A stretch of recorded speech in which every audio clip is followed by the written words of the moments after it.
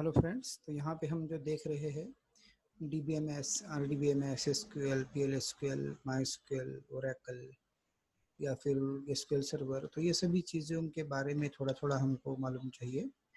तो DBMS क्या है? That is database management system. तो पहले डेटाबेस समझा।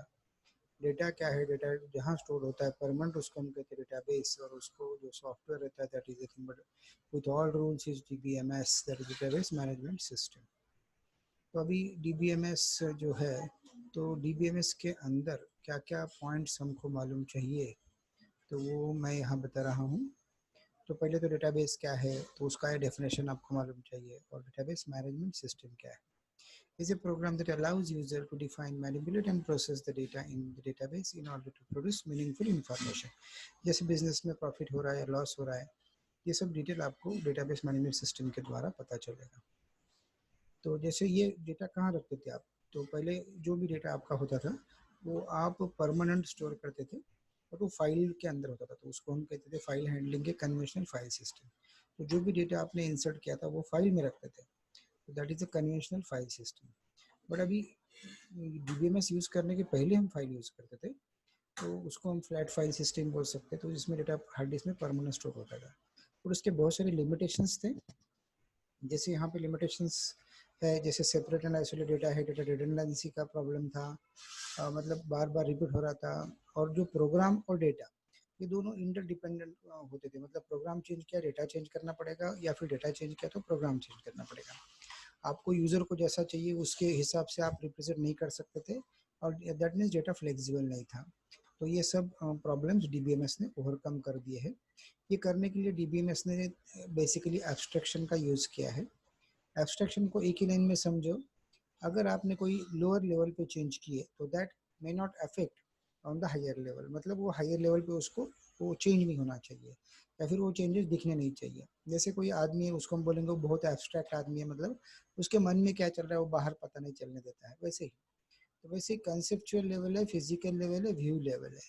तो जैसे कंसेप्चुअल लेवल में कोई चेंज हुआ तो उसका फिजिकल लेवल पे कोई इफेक्ट नहीं होना चाहिए, या फिर फिजिकल लेवल पे कुछ इफेक्ट किया तो उसका व्यू लेवल पे कोई इफेक्ट होना नहीं चाहिए। तो ये सब DBMS ने यूज किया है। That is the abstraction. शब्द समझ में आ गया क्या है DBMS का?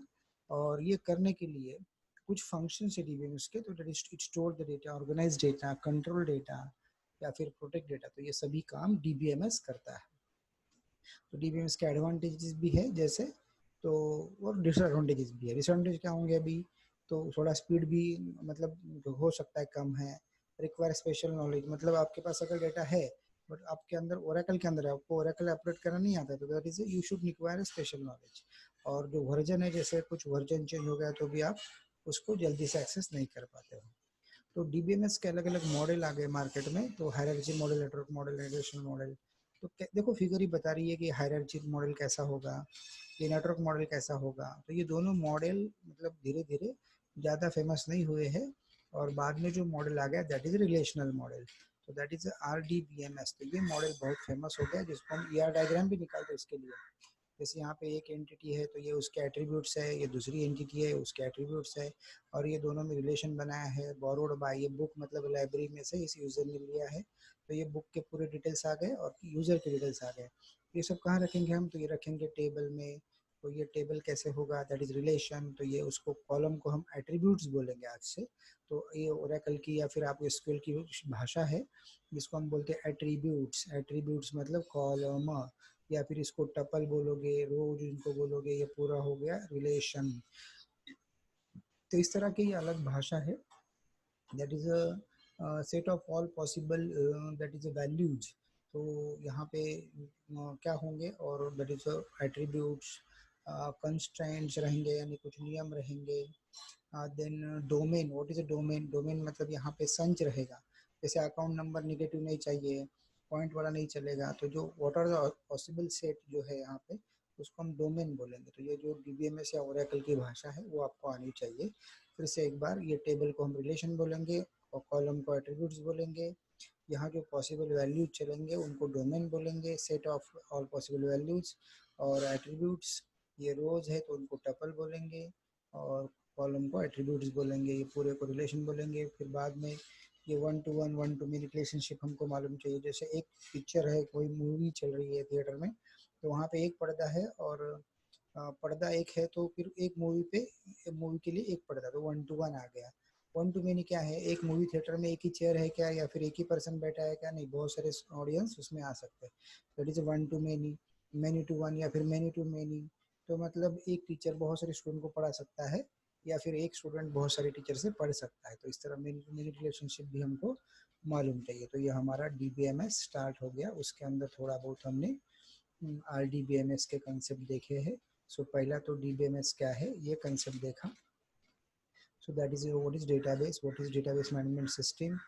सिस्टम के प्रॉब्लम, मतलब डीबीएमएस के पहले क्या था, तो फाइल हैंडलिंग था या फिर कन्वर्शन फाइल सिस्टम थे, उसके प्रॉब्लम्स क्या थे, डिसएडवांटेजेस, फिर एडवांटेजेस ओवरकम। यानी डीबीएमएस ने एडवांटेजेस दिए हैं, उसलिए उन्होंने एब्स्ट्रक्शन यूज किया। What is abstraction in the database? It is nothing but if you make some changes in the lower level that cannot affect the higher level. कौन से level होते हैं, conceptual, physical and view level. और ये functions of the डीबीएम्स आ गए। And आखिरी में advantages and then models कौन से, तो सबसे इम्पोर्टेंट जो था आरडीबीएमएस।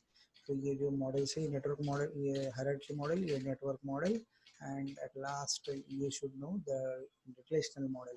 तो उसके लिए हमने ये रिलेशन इस तरह दिखता है, ये ऐसा, और ये उसके relationship, that is one to many.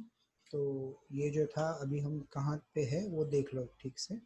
यहाँ से जो भी डेटा आपका इंसर्ट होगा वो टेबल में जाएगा, ऐसा नहीं है। तो ये फॉर्म से यहाँ पे टेबल रहेंगे, ये परमानेंट डेटाबेस में जाएगा।